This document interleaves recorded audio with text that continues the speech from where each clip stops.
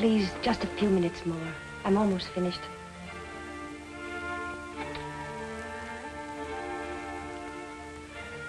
Will you please give this letter to the warden? It's for Mr. Finch. I will.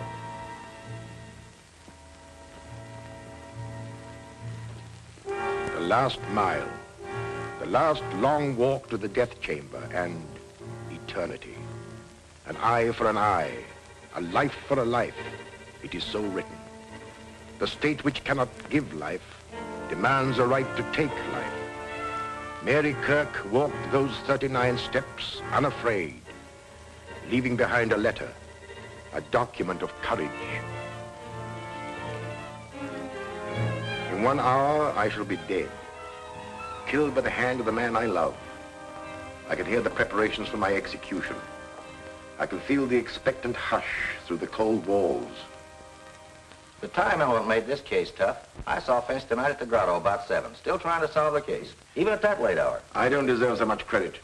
Dr. Bradford's the one you boys should feature. Well, give us a story. That's why we're here. Sorry, Finch. Well, this is the key that unlocked the Mary Kirk murder case. It belongs in here until it becomes Exhibit A. Something to remind me that you're never licked until you give up. I remember that case, Finch. A pistol-packing mama. Was she tough? That ace of spades was the killer's calling card in the Macomber murder. Boy, was she torrid. I thought you were falling for her, Finch. How about the little blonde who met you in the grotto tonight? Susie, you're a wolf in criminologist clothing. Mm-hmm. I'm supposed to be a psychologist. Well, boys, here's the story. Starting at the beginning. Some of you may not know that part. Well, none of us knew you were in on it until after the trial. I'll begin with the night I met Brad, Dr. Bradford. I dropped into the grotto for a drink.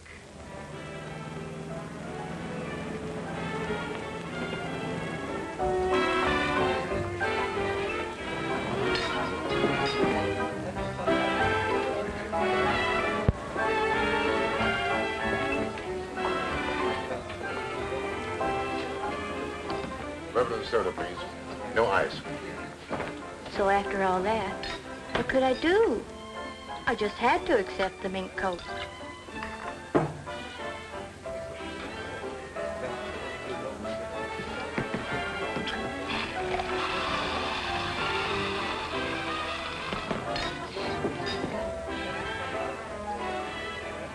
Oh, I'm sorry. That's all right. Hang on with me. You know about the bird trying to fly with one wing?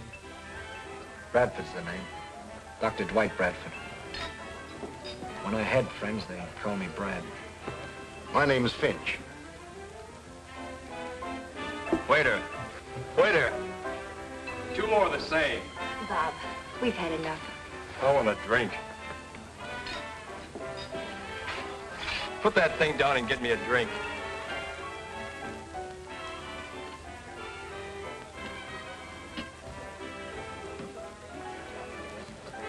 Office around here? No, I'm not a practicing physician. I'm doing some research. You're lucky. Doing something you like. Aren't you? Charles Finch, the criminologist. I've seen your picture in papers. I keep insisting that I'm a psychologist. And I say I'm a scientist, but I haven't proved it yet. That's not all. I've got another job. Have to. Scientists rarely make a living. But I don't talk about it.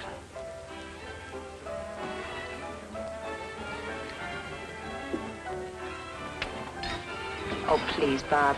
I wish you wouldn't. Oh, let me alone. Oh, look!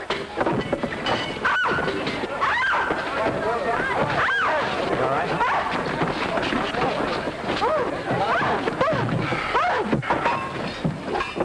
Got it? Are you all right? Yes. Yes, I'm all right. Oh. Thanks very much. The 2-man fire department, you do all right. As a 1-woman fire, you were pretty good yourself. I'll fix that for you. There we are. Sorry to do this to your coat, Mr. Finch. Oh, that's unnecessary. Guess you'll have to come along. That's all right. You better go back and finish your drink. Here. Excuse me. Good night. The fire department's taking me home. Oh.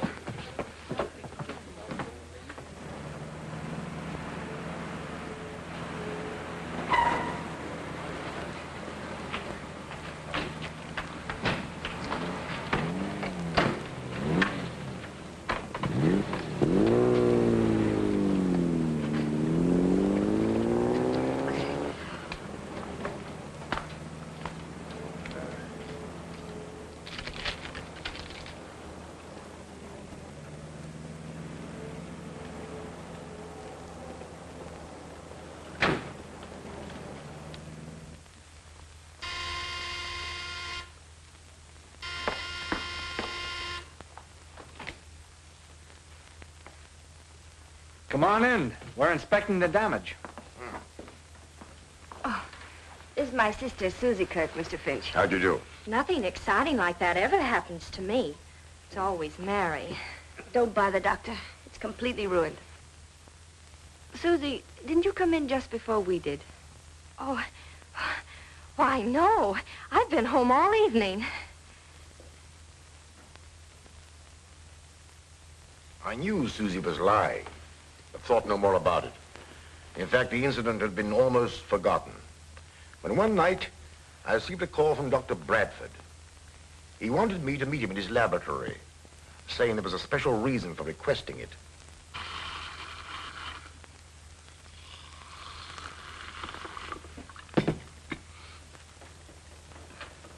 Mr. Finch, I wanted to tell you some of the things I'm doing. Bourbon and soda, isn't it? And no ice? And no ice. Pardon me. A few months ago, the papers and magazines carried some surprising stories about the celebrated Dr. Ziegfeld, who has since died. He claimed he had revived animals after they had been dead for some time. Yes, I read about it. Now, from my own research, I'm convinced he was right, and I'm determined to carry on his work. The very essence of life, I believe, clings to cells and is held in the heart of atoms for an indefinite length of time, depending somewhat upon how we meet our end. If you could find some way to bring people back from that borderland, you'd be one of the world's great benefactors. Take, for instance, a case of death by drowning. Or electrocution. I told you I had a job I dislike, that I hate. I'm the executioner for the state. I'm the man who throws the switch to kill those condemned to die. That's not what one might call a pleasant job, but in your case, I can understand it. Not only that, but I must work. It costs quite a lot to run this laboratory, and I have to have money. And I suppose you have opportunities to study those who have been legally put to death. Only with limits. Permission must be obtained. There's a lot of red tape, and properly so. This is undoubtedly an imposition, but I simply had to talk it over with someone. You're a criminologist and a psychologist. Here's to Mary. And to me. You don't mean it. My congratulations. Not so fast. What will she think when I tell her about my job? I don't believe any psychologist could answer that without knowing Mary better. Depends entirely upon her temperament. She might understand. Regard the matter with a complete objectivity. And she might loathe me. Finish your drink and come with me. I can't stand the suspense any longer. I want you to have dinner with us tonight at the grotto, if you will. Of course. Here's to luck. Good luck.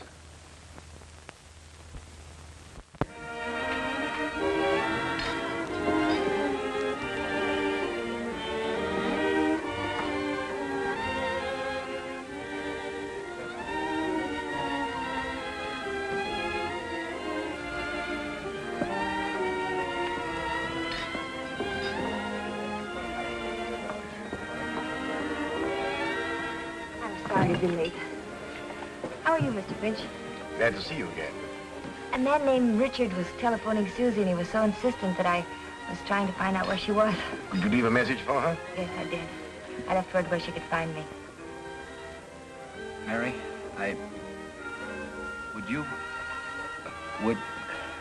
Would you care for a drink? I'd like a cup of coffee. Coffee. Waiter, bring the lady a cup of tea, please. I said coffee. Coffee. She said coffee. Mary, this is probably the strangest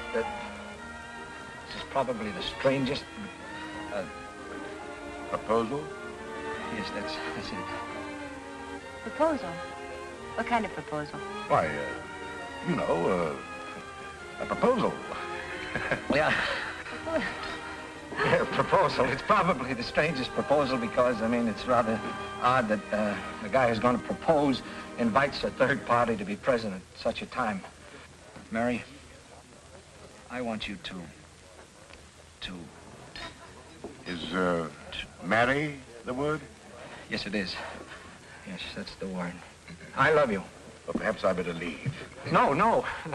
Don't you leave. There are some things about me that Mary must know. She might want to talk them over with you. Well, I have an idea. Suppose you go to the bar and finish your drink, and I'll stay here and talk to Mary. All right, I'll go to the bar.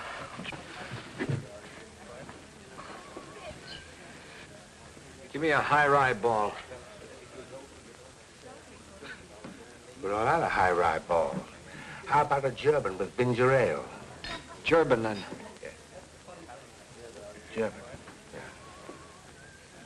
If you could look upon Dr. Bradford merely as an instrument of the law. Oh, but surely he could get another job. If he loves me. He does love you. And we might get him another job, as you suggest. In fact, I already have an idea that might work out. But, Mary, try to understand that his chief reason for holding this position is because through his prison association, he had opportunities for investigation. Oh, but I couldn't, Finch. I simply couldn't. Look, he'd be leaving me at night, and I'd wait, watching the clock, knowing that when the hour came, Brad would... Oh, I couldn't.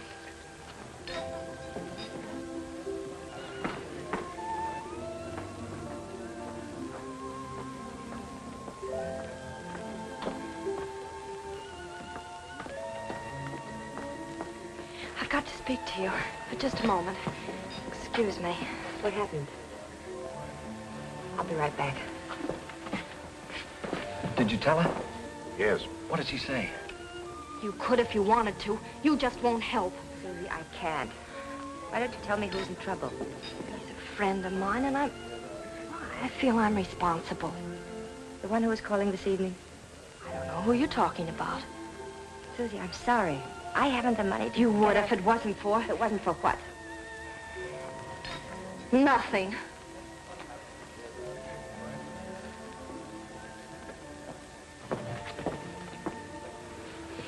Your sister seems upset. Can I be of any assistance? No, thanks.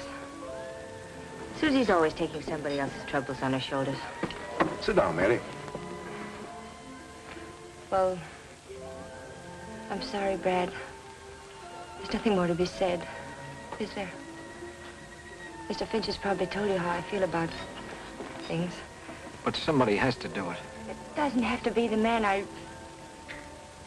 Oh, give it up, Brad, please. I can't, Mary. Not yet.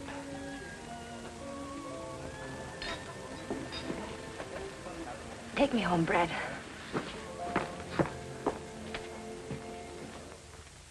Some time passed. I used to see Brad now and then. He was quite depressed, dejected. One night, we were dining together at the grotto when...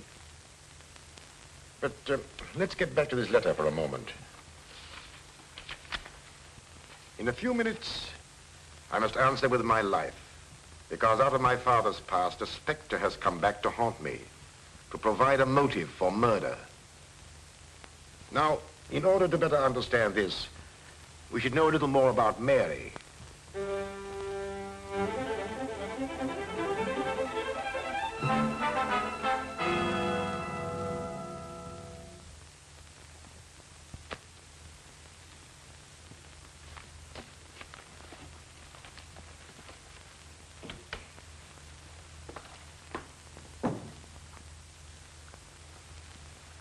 Yes, all right. Oh, Miss Kirk? Mr. Gregory, I've got to find some filing space. And these papers are very old. Can't we destroy them or store them someplace?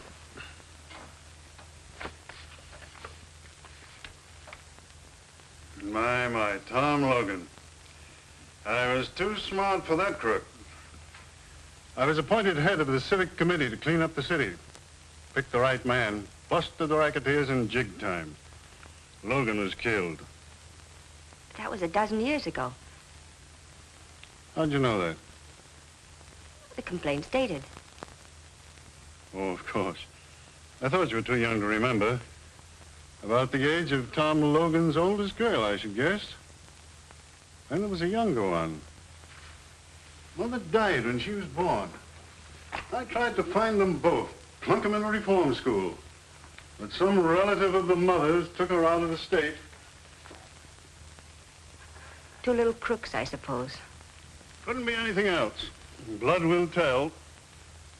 I pride myself on the fact that everyone working for me in my bank comes from the right people. I've personally examined their backgrounds and know they can all be trusted. What about me? You're the one exception. However, Frank Ross, my oldest friend, recommended you. His word's good enough for me. You've been with me for 5 years, and you wouldn't be in this confidential position if you hadn't shown the right stuff. Thank you, Mr. Gregory. What about the papers? You can get rid of them. No use of cluttering up things with these records. I've got a whole scrap of newspaper clippings at home. I'll take care of these the first thing in the morning. And if there's nothing more, I'll go home now. All right, good night.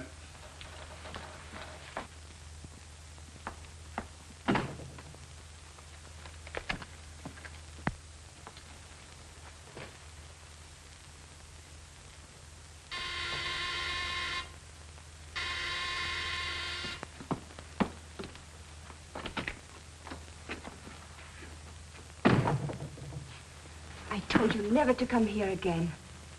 I don't want Susie to know. Now, slow down. I got good news for you. I'm leaving town. I'm taking up a little collection from some of my friends and thought maybe you'd like to contribute. I haven't got much.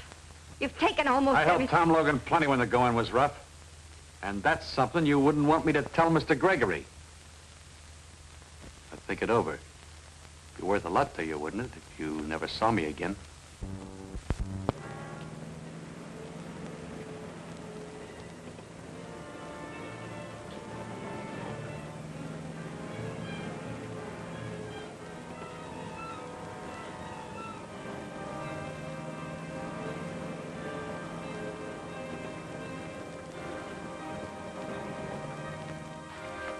That money I've saved is for Susie. Her education. She's going to college this fall. Susie can go to work. I've got to have 500 more, and then I'll never come back. You can tell Mr. Gregory if you want. Everything!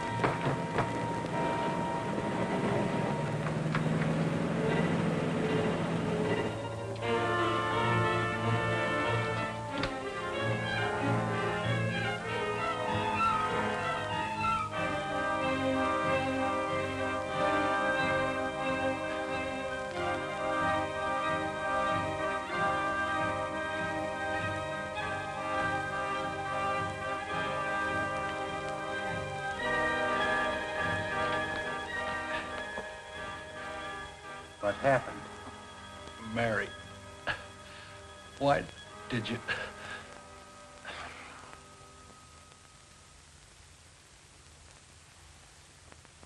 He says somebody named Mary done it.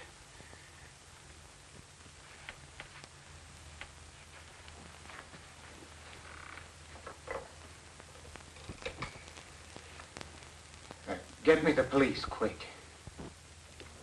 I may have some news for you. Good news. It'll take a little time, but...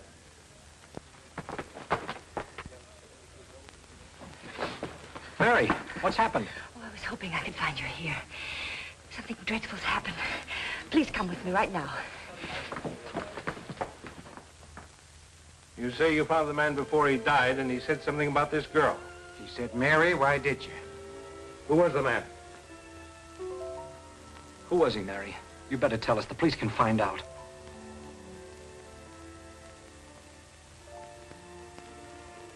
Oh, Red.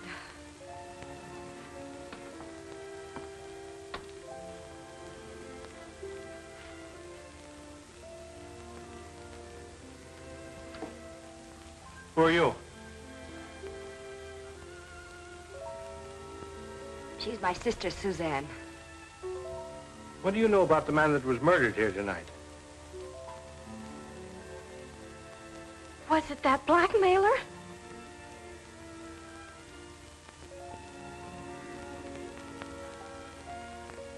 His name was Willis Millen. Good, now we're going places. Millen, huh?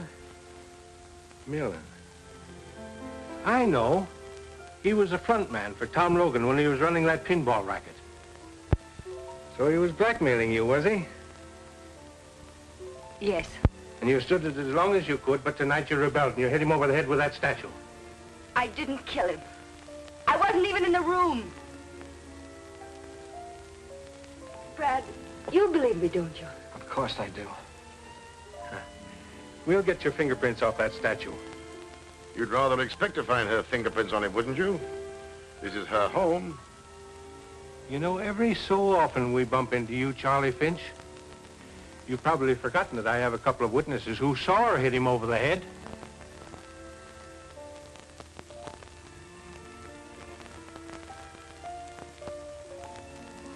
I'm afraid I'll have to ask you to come to headquarters, Miss Kirk.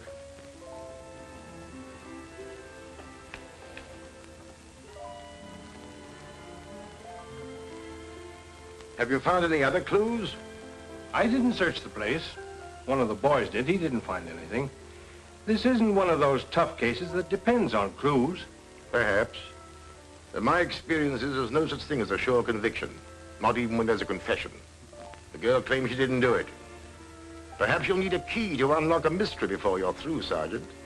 It'll take more than a key to get her out of jail.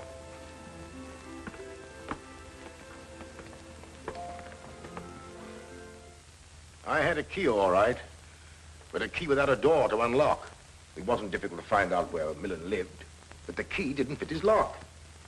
Then I questioned Susie regarding her boyfriends, and she was reticent. She was more than that, she was cagey. Sometimes I thought she didn't care what happened to Mary. Then one day, I discovered a thumbprint on the key, which matched exactly with one I had found on the statue. There were plenty of Mary's prints there, so they disregarded the only important one. Mr. Gregory, of course, will always believe that I'm guilty.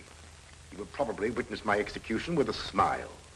Well, he won't have long to wait. They will come for me soon now. I went to see Gregory. Your interest in this case, Mr. Finch, is, in my opinion, entirely unwarranted. The shame and humiliation this has brought upon me is almost unbearable. I can't hold my head up again. I can understand your emotion, Mr. Gregory, but it's the girl who's going on trial for her life. Tom Logan's daughter. That's the bitter pill I have to swallow. If you could in some way help me to clear her, you'll be helping your own case at the same time. Feel? Well, being human, we feel very sorry for Mary Kirk. Much more to be said. I don't blame those people at the trial. It was all against me. I lived a nightmare of days.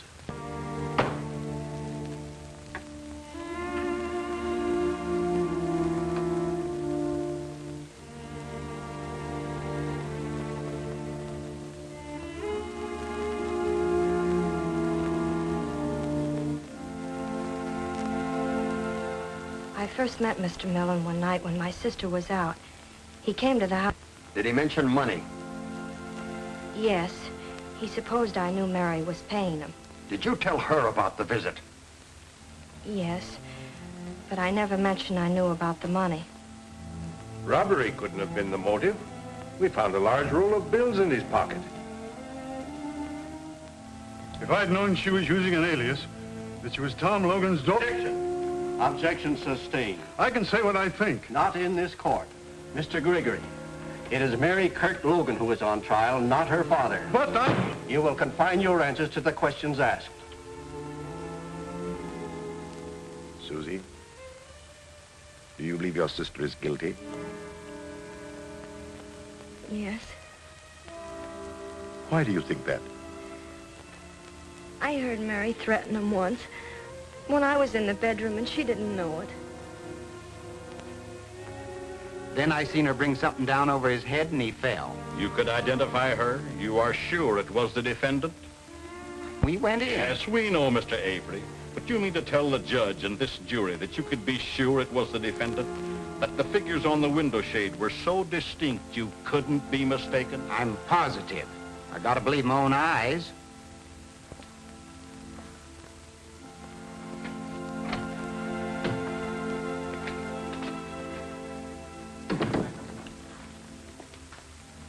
one thing to do. Put Mary on the stand. Perhaps her sincerity will convince some of them. When I came out of the bedroom, I saw no one. He was lying there. I wanted to get help.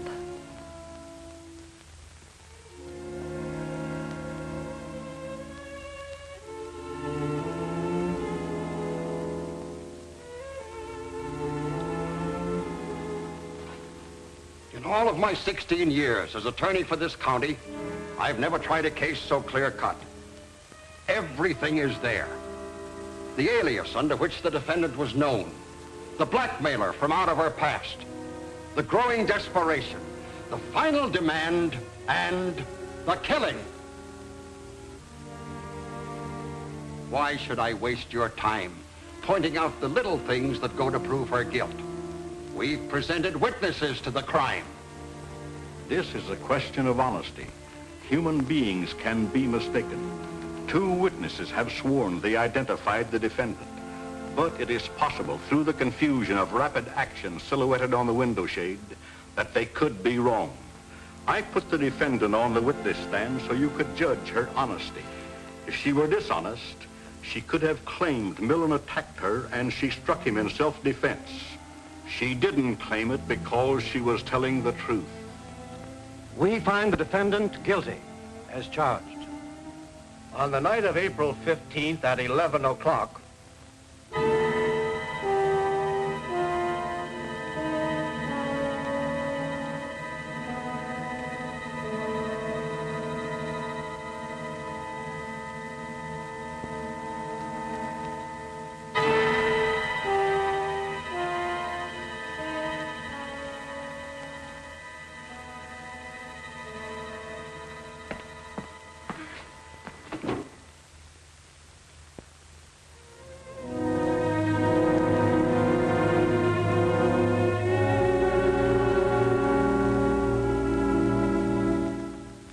I don't suppose, up to that moment, that the thought occurred to either Mary or Brad that the fates were so conspired as to make him the executioner of the girl he loved. Yet fantastic, inhuman, call it what you will. Each read the thought in the other's eyes. Bradford could have refused. That is true. However, he didn't. Perhaps he hoped to bring her back to life after she'd been declared legally dead. Up to this point, there was nothing unusual as murder cases go. But a strange psychological change was taking place, as you will see. Except for Brad and me, I don't suppose there was a single person who believed her innocent. Neither did the boys who've been covering murders for years. Now, if you'd been in my place and believed her innocent, what would you have done? Gone after Susie. That's exactly what I did. Susie was an interesting psychological study. Although emotionally unstable, she was not vicious. Now, mind you, when I say Susie lied, she did. But she was convinced that Mary was guilty. Why shouldn't she protect her boyfriends? They were innocent. However, there was one who wasn't innocent. But someone Susie, by no stretch of the imagination, could connect with the crime. And like many adolescents, her defense mechanism made her evasive. I know you're anxious to help your sister. Of course, but how can I help her? Someone might have killed Millen while she was in the bedroom. I suppose they could, but Mary said she didn't see or hear anyone. Someone who got in the back door, through the kitchen. One of your boyfriends, perhaps. Mr. Finch. If you'll forget your indignation, perhaps I can save your sister from the electric chair. What do you want to know?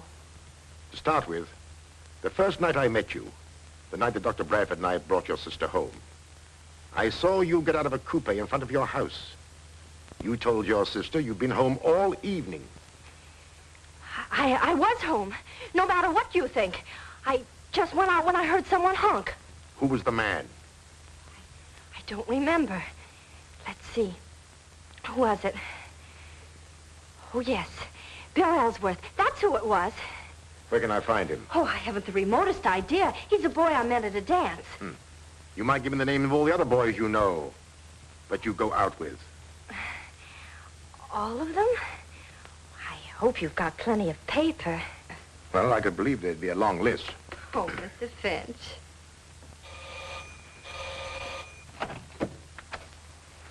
Good morning. Does Bill Ellsworth live here? He does when he's home, but he's been in South America for over a year. I thought so. Excuse me.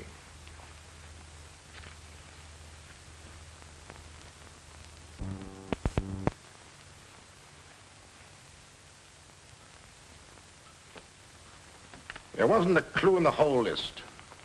A lot of youngsters, most of them, many of them like Ellsworth, not even in the country. And I had caught Susie in another lie. Well, what about Millen's friends? Millen was always a cheap grafter, a coward. I tried through his friends to get a clue, but even the underworld despised him. Well, he was no friend of Tom Logan's. And while we're on this subject, Gregor was out to make a name for himself. That's why he went after Logan and his pinball machine. To hear Gregory tell it, you'd think Mary's father was a gangster. He was running a legitimate business. To the city council banned the games. That was my chief reason for investigating Millen's friends. I hoped I might be able to hang something on Gregory. Well, as you know, there was an appeal. Motion for a new trial was denied. But anything to gain time. However, we lost. Once more, I went to see Mary.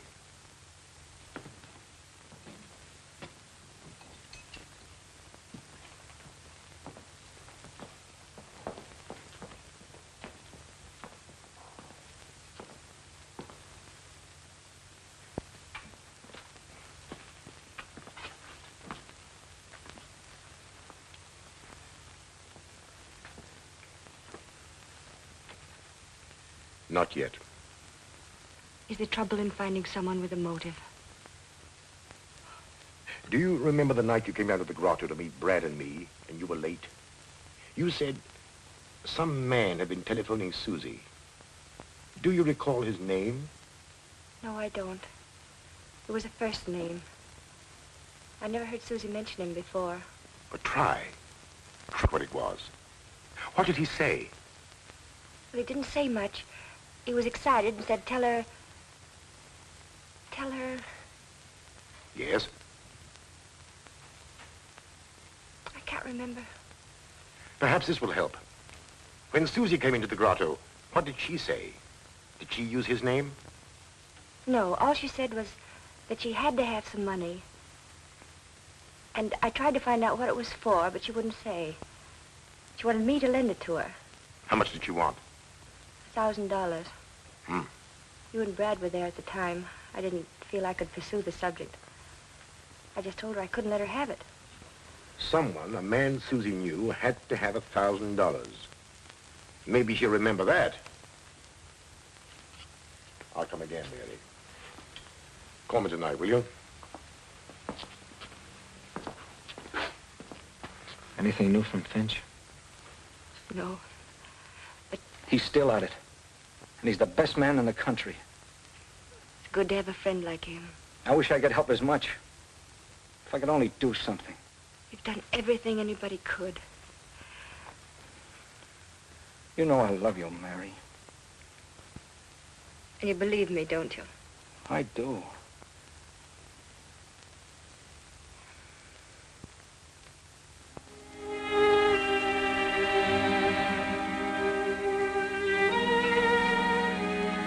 The matron has come for me now, and I must close this. But I want to tell you something it will be difficult for you to believe. Incredible as it may seem, as the hour of our execution approached, Mary became resigned to the fact that Brad was the executioner for the state. To quote her, "I wanted to be Brad. I know now how the women of our western plains must have felt when facing death at the hands of savages."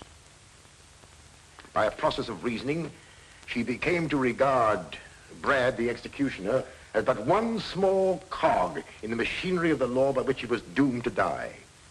The jurors that voted for conviction and the judge who passed sentence were far more responsible, in her opinion. Well, she's right, but who'd expect a woman to be that logical? That brings us to tonight. At the grotto. And Susie. The usual, no ice. Yeah, just the man I want to see. Any last-minute developments in the Mary Kirk case? Nothing.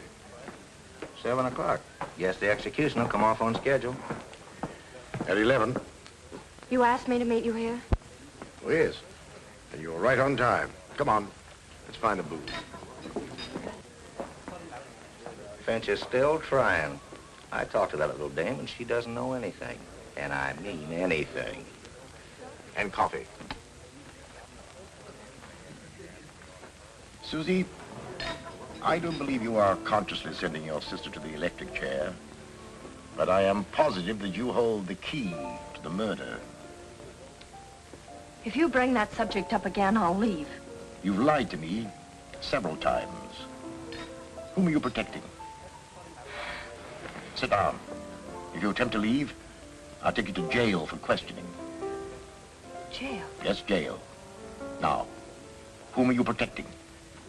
You're protecting someone, and I believe that that man killed Millen.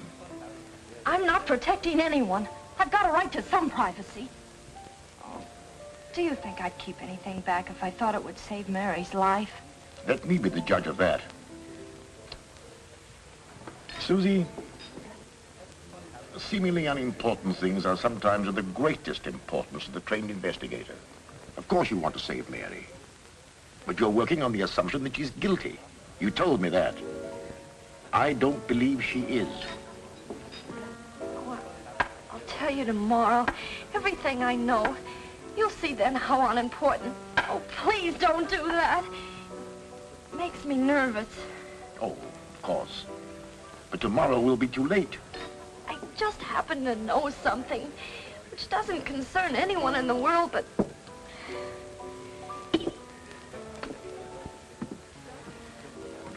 But whom? Someone you wouldn't know. It has nothing to do with me or you or Mary or anyone else. You better put that car key back in your pocket before you forget it. How do you know it's a car key? It would just as well be a house key. Oh, I don't know. I just supposed.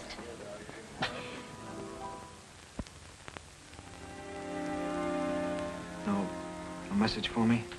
No, sir. Mr. Finch hasn't telephoned. Not since early this afternoon.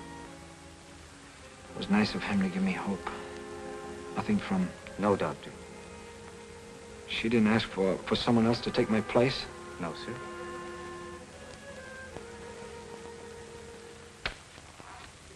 Susie, I'll let you keep your secret if you tell me the name of the man who was in the coupe. The one you said was Bill Ellsworth. I said that because it was none of your business. I never dreamed you'd check up on me. Who was it? That key belongs to the man who was in the coupe. I'm sure of it. What's his name?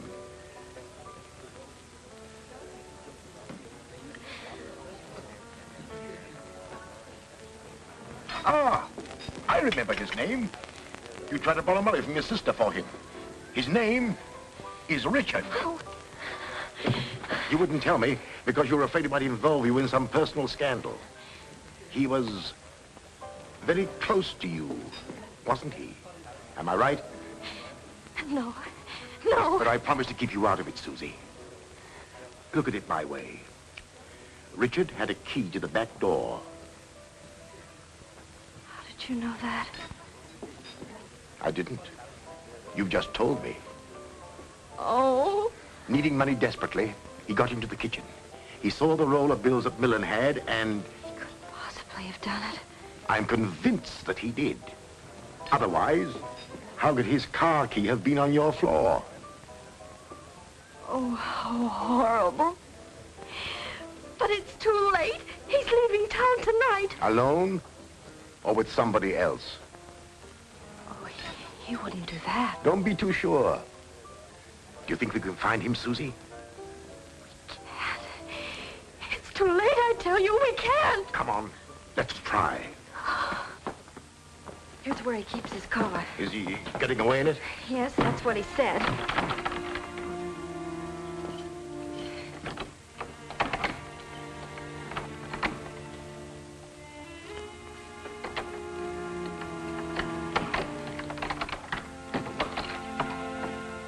That's his car. Good. We're in time. Where does he live? Around the corner. Ah.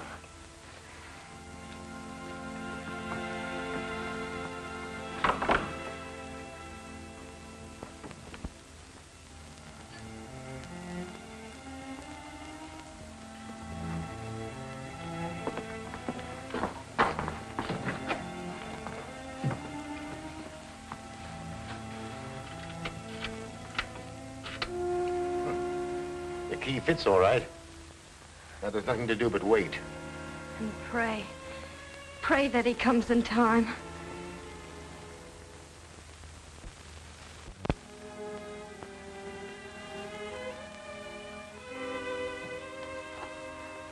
What time is it?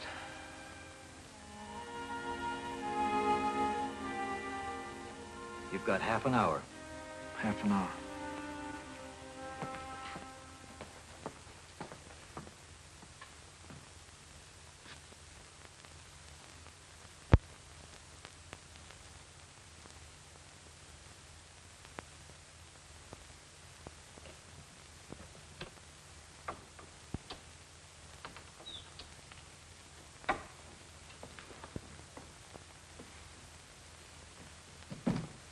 Richard. Susie. What are you doing here? I just had to see you before you left. I needn't have gone if you'd got me that money. Why didn't you grab Millen's money when you had a chance? Where were you? I protected you. Now you're deserting me. You're letting my sister die. Why, you... Stand where you are. All right, out. Quick.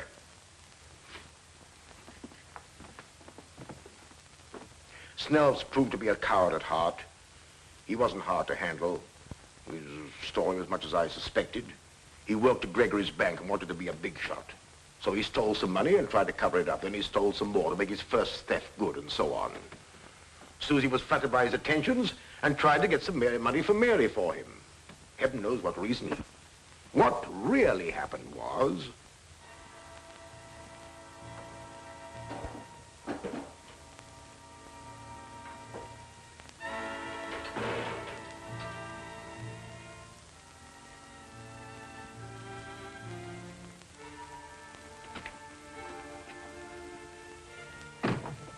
I told you never to come here again.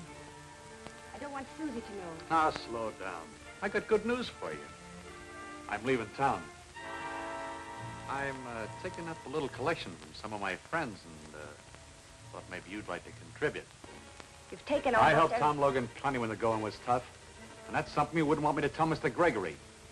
That money I've saved is for Susie. Her education. She's going to college this fall. Susie can go to work. I've got to have 500 more, and then I'll never come back. You can tell Mr. Gregory if you want to. Everything!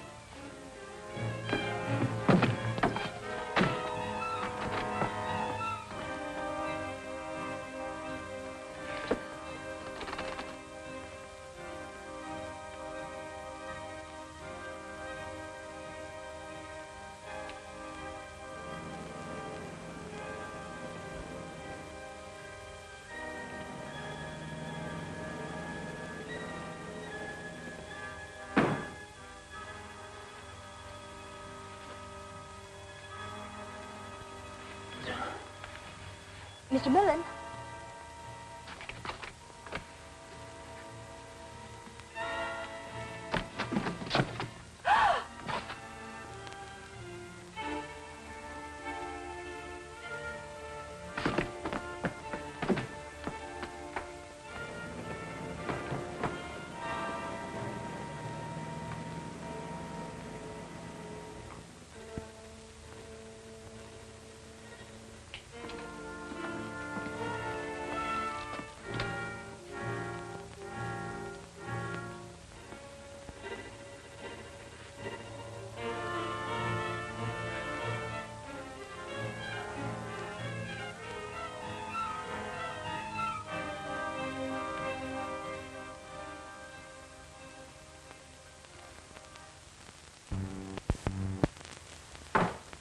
Until Gregory hears this. Hello? Get me Governor Harrison on the phone. What? And hurry. It's a matter of life and death. Try the executive mansion. Told me he needed... Hello? Out? Well, find him. All right, we'll try there. Governor Harrison had a broadcast tonight. His wife doesn't know where he went from there. Oh, yes? Is Governor Harrison there? Left 10 minutes ago. Did he go home? Did he have anybody with him? Just his chauffeur. Thank you. Susie, Get on that telephone and keep trying. The police here will help you. Tell Mrs. Harrison who you are, and we have a confession. We're fighting against time. Get me a motorcycle escort. I'm going to try and convince that warden if I can get there in time. Oh, couldn't you telephone him? He won't listen to anybody but the governor. That's the law. But if I can see him, I might get him to delay the execution. Oh, I'll get the governor somehow.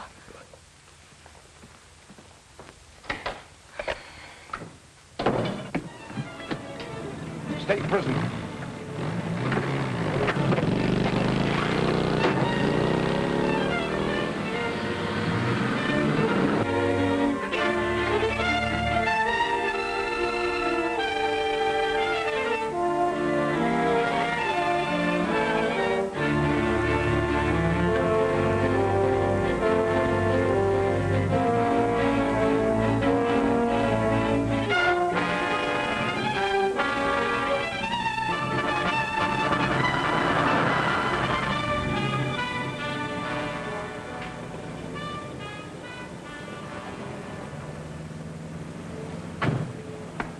What are we doing here, Jennings?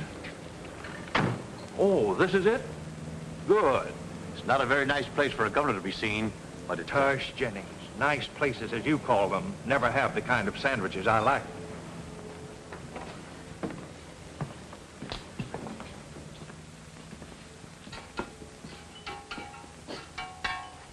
What can I do for you fellas? Oh, excuse me. I just listened to you on the radio, Governor Harrison. It sure was a swell speech. Thank you. Now, could you make us a couple of Denver sandwiches? Smothered in onion.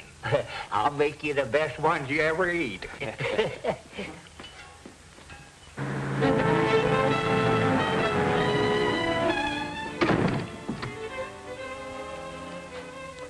About time, Dr. Bradford. Yes, I know. Of course you know how I feel. How we all feel about it.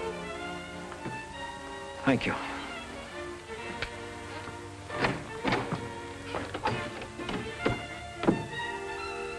There's always the millionth chance the governor will intervene. I'll be right by the telephone, sir.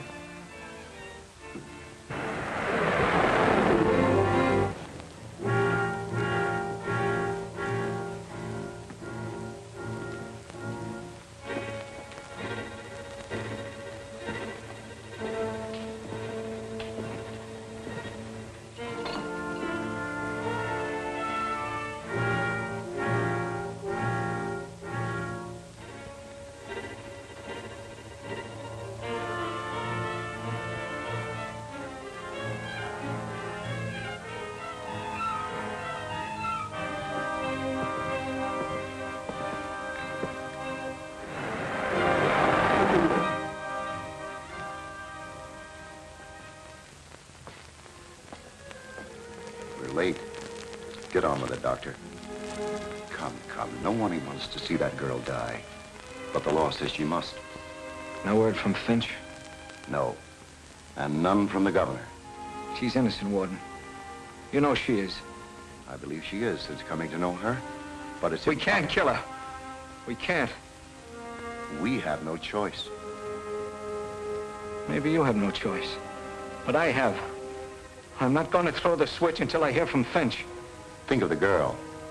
You can't let her sit there waiting. It's torture. I can't. Pull yourself together. You're a doctor. I'm human. Listen, Warden, I thought I could. I refused to give up this job when she asked me to. This is different. I love her. I can't kill her. Law or no law. Stand aside. I'll throw the switch. No, you won't. No one will. I'll give you one more chance. If you refuse, I'll call the guards with orders to shoot. Call them. That'll give her a few more minutes. It'll take them some time to get me. Call them.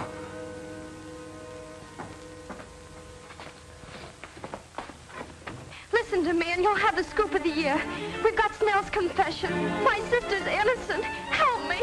Please, please. I'll give you one last chance. Come on.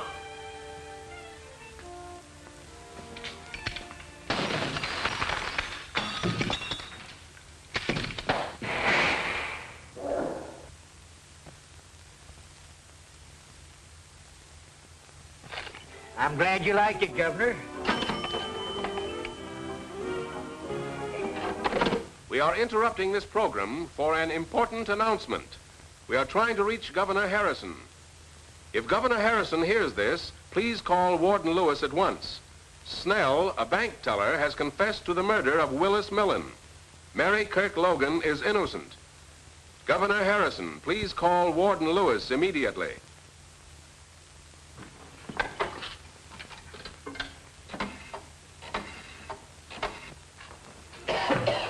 Just keep him here until I come out. Yes? Yes, sir. It's the governor. Stop, Warden! The governor has stayed the execution. A bank fellow by the name of Snell has confessed. The governor hasn't all the facts, but is satisfied it's so. Thank heaven Dr. Bradford saved her. Is the governor on the wire? Yes. Release her. Pull yourself together, Brad. And bring Mary to me as soon as you have her released. The warden gave me this when I was leaving. That letter'd be worth a nice piece of change to my paper. Sorry, Max. It doesn't belong to me.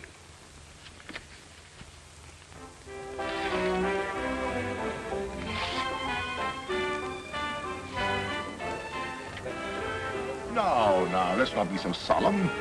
It's a rare thing for the ghost elect to be able to destroy her last will and testament. Which reminds me, this letter is your appointment to the staff of the Chicago Research Foundation and Professor Michelson. Thanks for everything. Well, here's to the new job, a lovely wife. My dear friend. I prefer my toast this way. Waiter! Waiter! Put that thing down and get me a drink. Please, Bob, you've had enough. I want a drink. Darling, I think we'd better leave. This is where we came in. You coming? No, I think I'll stay. I still have my overcoat, and you never can tell.